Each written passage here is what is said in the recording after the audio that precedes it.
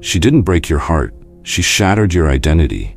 You didn't fall apart because you lost her. You fell apart because you thought you mattered more. Because somewhere deep inside, you believed that being honest, loyal, and good would protect you from being abandoned. That if you gave your best, she wouldn't walk away. But she did. Cold, quiet, maybe with a final text, maybe not even that. And now you're stuck in the silence she left behind, pacing, replaying, writing messages you'll never send, reading her words like scripture, trying to decode the line where everything went wrong, wondering if you should call, if you should explain, if she even cares. That's the trap. That's the pain. But here's the truth. Your reaction doesn't make her come back. It just makes you disappear further from yourself. The wise man doesn't react when he's wounded. He waits, he watches, and then he rebuilds in silence. Not to get her back, but to make sure he never breaks like that again. This video isn't about revenge. It's not about making her regret. It's about what to do instead of chasing, pleading, collapsing. It's about sharpening your spine when the world expects you to fall apart. It's about turning pain into posture and heartbreak into strategy. The things that follow aren't emotional coping tricks. They're orders.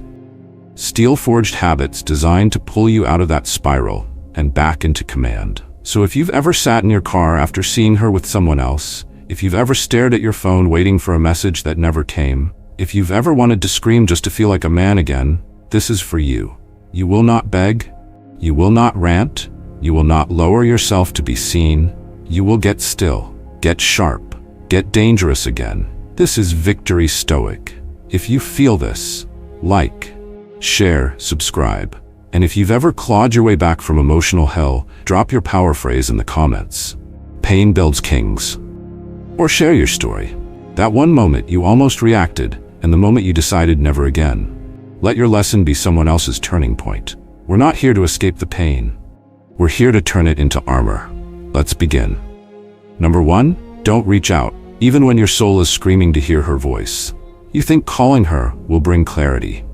You think a message will bring peace.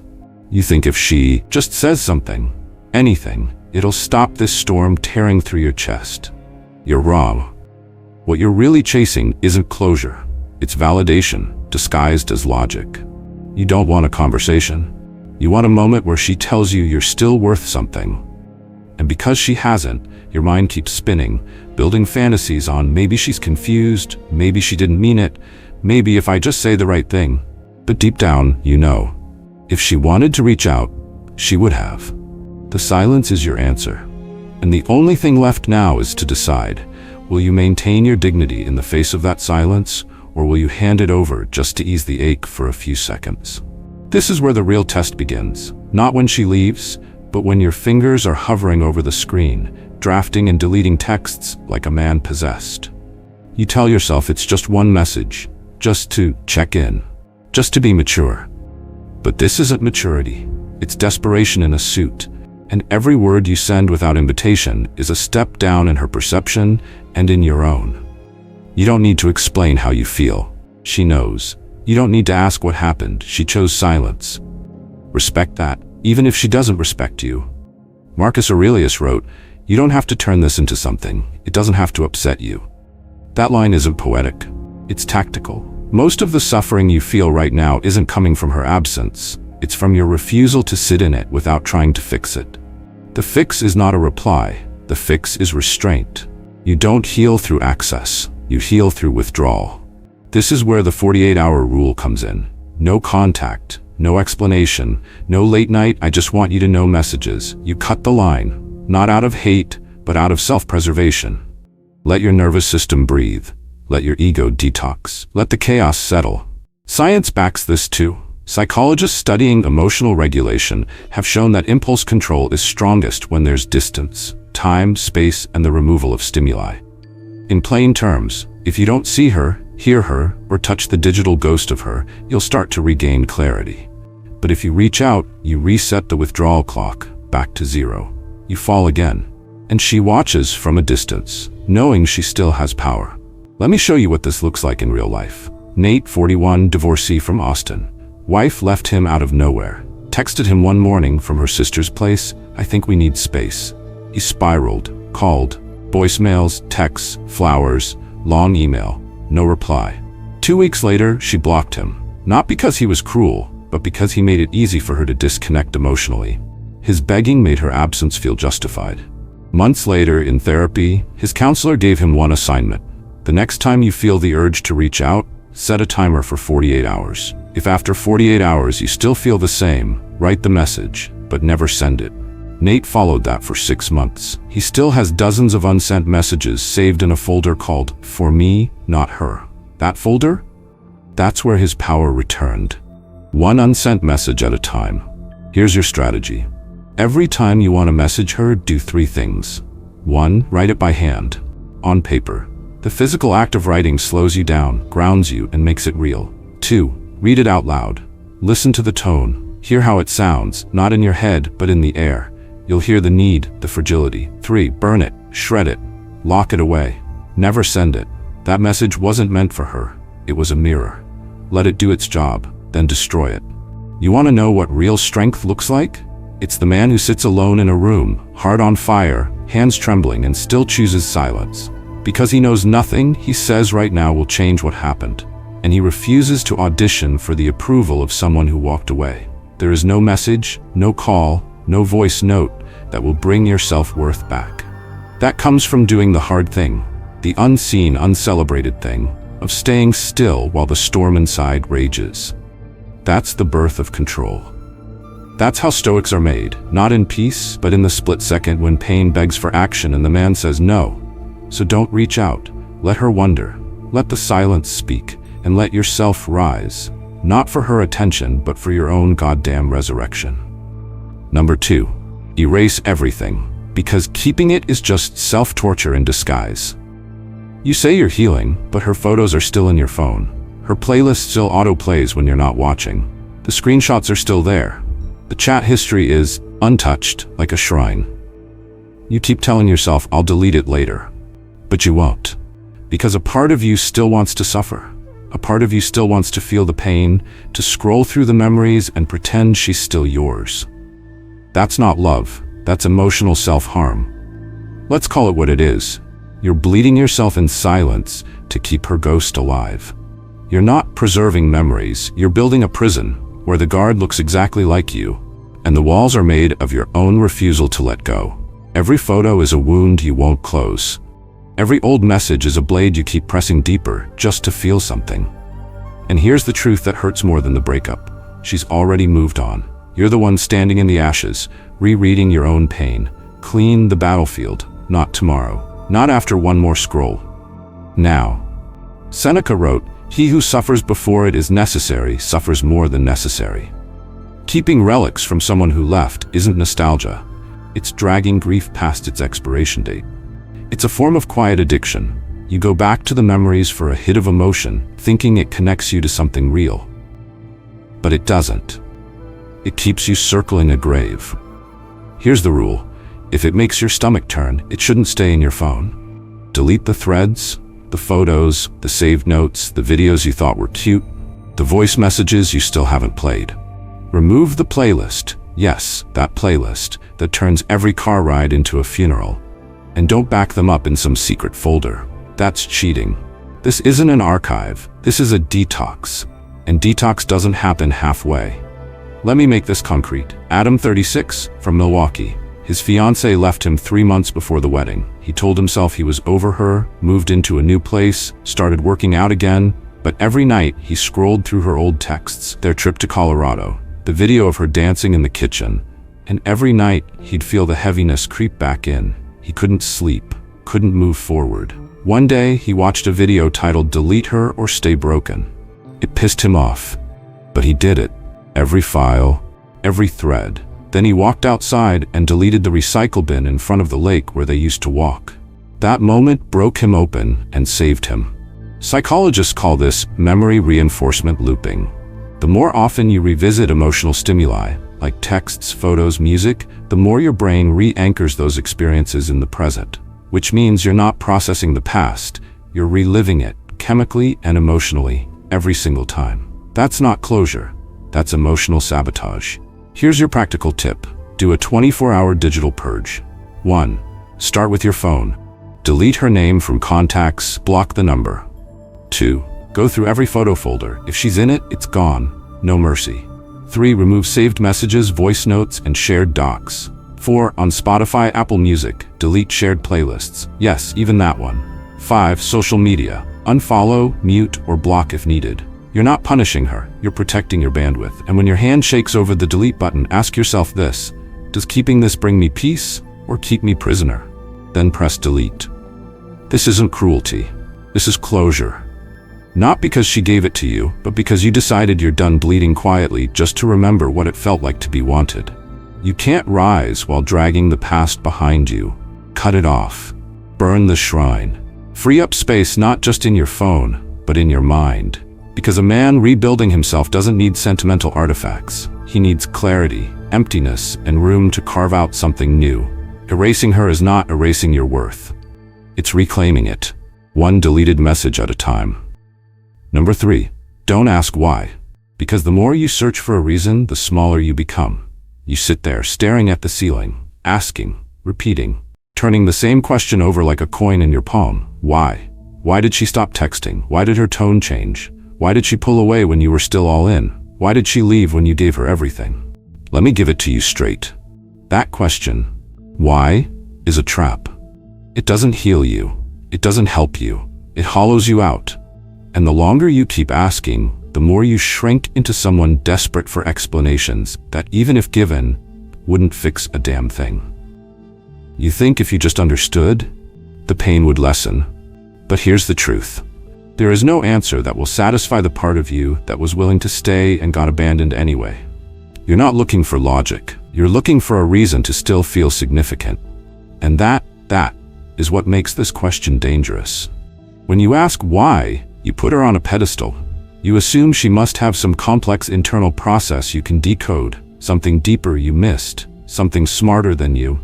You start overanalyzing conversations, rereading texts, looping every memory through a microscope, hoping a single detail will make it all click. But it won't. Because love doesn't exit logically. It exits quietly, and usually without warning.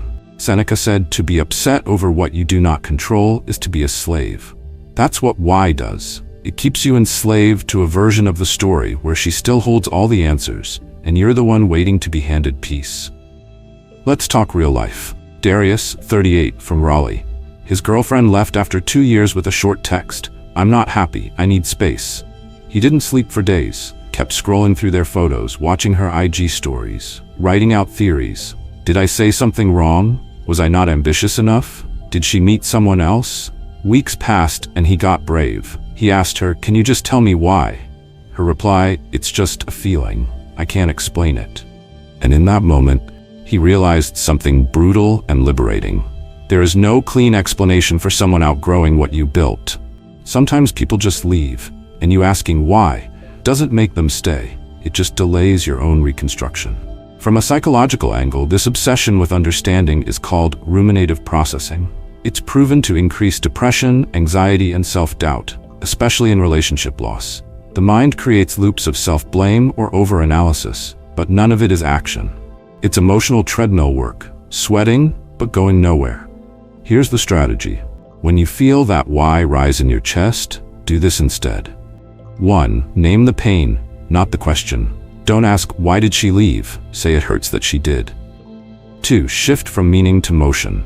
Don't sit there begging for a thesis on your heartbreak. Stand up. Do something hard. Move. 3. Say the line out loud. "I may never get closure from her, but I will give it to myself." And write this down. Somewhere you'll see it. "She left. That's the reason. Now I rise." It sounds cold, but it's clean. And clean pain heals faster than pain dragged through analysis. No message, no apology, no explanation will ever deliver the weight of peace you want. Peace doesn't come from knowing. It comes from not needing to know anymore. So let the why die. Let it go before it takes your spine with it. You don't need answers. You need action. And she doesn't owe you a reason to disappear, but you owe yourself the strength not to follow her into that silence. Number 4. Take the pain to the iron. Let sweat wash away what her silence left behind. Don't cry. Don't scream. Don't rant to your friends. Train. Take every ounce of that agony, the betrayal, the confusion, the tightness in your chest at 2 a.m., and carry it to the barbell. Let your body suffer instead of your mind. Let your bones take the weight your heart can't hold. And when your arms tremble, your breath shortens, and your legs threaten to give out, remember, this is how a man bleeds without breaking. You're not lifting for fitness. You're lifting for revenge against weakness. Not revenge on her, on the part of you that begged, on the part of you that replayed her voice, on the part of you that almost sent another message when she didn't answer the first 10. That version of you has no place in the gym. Let the reps bury him. The Stoic philosopher Cleanthes said, "Lead me, O Zeus, and you, destiny. I will follow without hesitation. But if I resist, I will still be dragged." Pain is here. You don't get to choose that, but you get to choose how it's used. Be dragged, or grab the leash and drag something heavier. There is no therapy more raw, more ancient, more honest than moving weight when your soul is caving in. Machines don't care if you got ghosted. The bar doesn't pity you. The iron doesn't give a damn about your heartbreak. It only respects effort. And effort is all you have left right now. So give it everything. Let's talk real. Corey, 40, ex-firefighter from Detroit. Wife left him with a short note, "I can't feel anything for you anymore." He blacked out for a week. No eating, no training. Then one morning he walked into his old gym, looked at the squat rack, and said out loud, "We're starting over." First day, lightweight, shaky. Second week, better. Month 3, back to deadlifting 405. He didn't need to say a word to anyone. His sweat said it all. The pain didn't vanish, but it had somewhere to go. There's a reason warriors have always trained in silence. It's not just to prepare for enemies. It's to prepare for the betrayal of love, the collapse of trust, the day someone you would have died for walks away without blinking. You want to recover your confidence? Don't journal about it. Build it. Set the alarm. Wake up before the doubt does. Load the plates. Feel the floor. Count every rep like it's a promise to your future self. Never again will I be caught unready. And here's your tactical routine. When you want to text her, 10 push-ups. When you feel like checking her socials, 20 squats. When the silence gets loud, put on a hoodie, blast music, and hit a full-body workout. Because heartbreak without motion becomes weakness. But heartbreak turned into ritual? That becomes fuel. And a man with fuel never stays down for long. So take the pain to the iron. Don't wait for closure. Don't wait for healing to feel like healing. Train through it. Bleed into the floor through your palms. Let the world see that even wounded, you're still dangerous. Not because you talk tough, but because you lift while your soul still limps, and no one will ever know the difference. Number 5, return to who you were, before love made you forget. Before her, there was a man. He didn't wait by the phone, he didn't check who watched his stories, he didn't shrink himself for approval, didn't soften his edges just to make someone stay. He rose early, worked in silence, moved with weight, spoke little, meant everything. He built himself with sweat and time and hunger, and the world felt him walk into the room. That man, he's not dead, he's waiting, under the ash. Love didn't kill him. You buried him. One compromise at a time. One ignored red flag. One silenced instinct you began to bend, to accommodate, to please, to hold back what was fire so she could feel safe in the warmth. But fire does not negotiate. It either burns freely or it dies. And so, piece by piece, you dulled your flame and called it being, but let's be real. It wasn't goodness, it was fear. Fear of being alone, fear of losing her. So you lost yourself instead. Now she's gone.